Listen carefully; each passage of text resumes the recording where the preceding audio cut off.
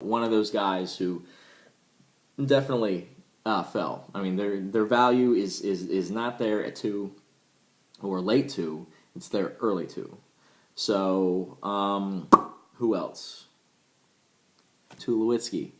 Same thing I just said for Batista for Tulowitzki.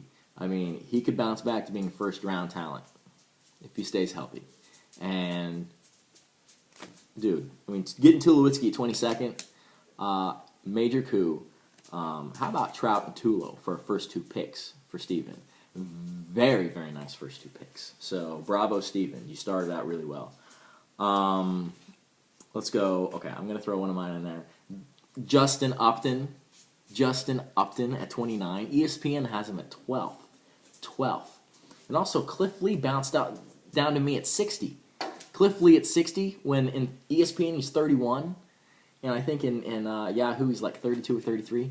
Drop in value. So, not a drop in value. I'm getting high value at 5th and 6th round picks. So, anyways, I'll stay away from that. I've already mentioned Headley. Headley did stand out to me. Only because, like I said, listen, I don't mind picking somebody who's injured and waiting. But Ryan Zimmerman was still there. Now, if he wants Headley because of his speed, so be it. I don't mind that. It doesn't kill me. It just struck me as something that needed to be noted. Ian Desmond went way too early. Now, Josh, I know Josh has the last pick in the round, which means he's got the first pick. Then he's, basically he's got like 22 to 24, 23 picks in between his picks, so he's got to go get who he wants. Now, that's all fine and dandy, but almost 2 rounds after him, it was probably 20 picks. 20 picks after him, there was Rollins, Zobrist, Starlin Castro. They all went about 20 picks later, and I didn't look and see if that, I think Ian Desmond would have went after those guys. So basically, I think Ian Desmond would have been there his next round, which lost him, I think, 4th round value. So, okay. Now, my best picks, I started looking at round 10 for, value picks. So, now, pick or round 10 through 15, when I was looking, a few of the guys that stood out was I thought the kid did an excellent job in hauling in Ike Davis, and I forget what round it was. I think it was 11 or 12 maybe. But even if it's at 10, that's an excellent value. So Ike Davis, I'm big Ike Davis fan. If he can get, if his season is like second half huge year, first half majorly disappointing. So we'll see if he starts out slow. It'll be interesting to watch. I got Ike Davis in Josh's league. So Brian did a really good job getting Dan Herron. Big believer in Dan Herron this year. I like chances for a bounce back. Gomez, I think, went to Brandon. Correct me if I'm wrong. Now, Gomez, personally, I believe, is the outfielder you want over Aoki. But he got him 2 rounds later than Aoki. When Mike picked Aoki, I think in the 10th round, I think Gomez went in the 12th. So that's a nice little coup for Brandon. Throw one of mine in there. Adam LaRoche, dude he slugged over 500%. Had 33 home runs, 100 RBI, with a nice little on-base percentage. I think I got him in the 13th round. Is that right? 13th round? I'll have to go back and check on that. But, okay, let's move on to rounds 15 through 20.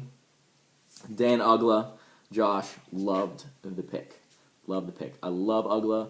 I thought about snatching him a little bit later, but I went with Bonifacio. Now, Uggla, I personally think gets serious value upgrade because of the format, because we have on-base percentage. So, kudos to you. Teixeira, how about the snatch and stow for Daniel? I'm huge on the snatch and stow. So when you got Tex at 16, I was a big believer in it. Now, there's no telling what's going to happen with him. I don't know. I haven't even read up on him in the past week. So I'm trusting he's going to be back for at least the playoffs. So not bad to stow away a dude who would have went probably the 7th, 8th round. Get him in the 16th. Not bad. Brett Gardner, mine. I think he is probably one of the more underrated picks in the draft. And I said it this morning. I had him targeted in probably 3 or 4 rounds earlier, but because I had some needs, I had to wait.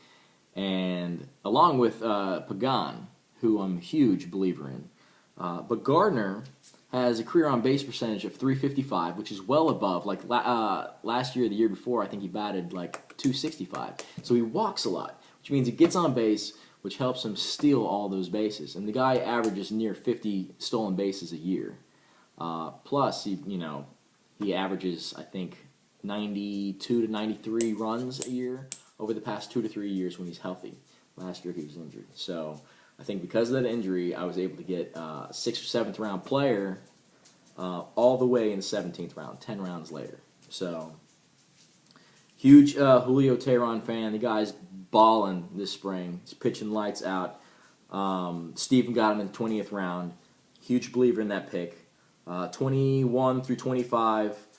Let me see. Late upside pitchers, Agondo. I think Josh got Agondo. Maybe it was red. I can't remember. Brian picked up Edwin Jackson. Put that notification off. People wanting players. They're trying to offer me trades. Ruggiano. Corey got Ruggiano, and I think 23, around 23 or something like that. Michael Fier's, red got him last round. That's a nice little pitcher to get in your last round. And Yerkson Profar made it all the way to the last round, and he may be gone a while, and I don't know if Mike can keep him on his roster.